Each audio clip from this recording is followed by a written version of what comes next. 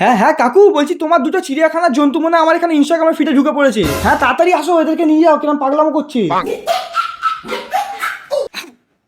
ভাই বিশ্বাস করে মনে হচ্ছে জঙ্গলি হাতি পাগল হয়ে গেছে। মানে বডি শেম করতে চাইছি না, কিন্তু জঙ্গলি হাতি পাগল হয়ে গেলে এরকমই করে। কারা এরা? অ্যানিমেল প্ল্যানেট থেকে এসছো নাকি? এই কেস করেছে রে।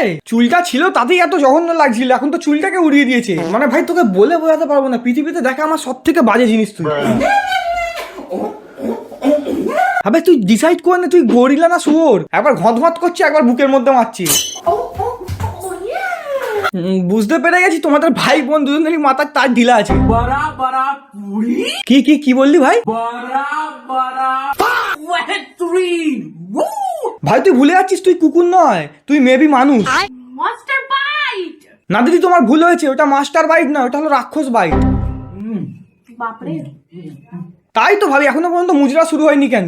এই তো এবার শুরু হয়েছে, মানে খাওয়ার পরে মুজরা শুরু হয়। বুক দিয়ে ভুলভাল ইশারা, তারপর উদমা নাচানাচি। মানে ভাই আমরা যখন বাড়িতে খেতে বসি নয়তো ফোন নয়তো টিভি দেখি, যাতে এন্টারটেনমেন্ট হয়। এ তো মানে খেতে খেতে নিজেই মুজরা করতে শুরু করে দেয়। বাপরে বাপ কি টান রে! এরকম টান তো মনে আমার বাড়ির সামনের কুত্তাটাও দিতে পারবে না। না ভাই না, তুই মানুষ নয়, তুই রেজিস্টার কুকুর শিওর।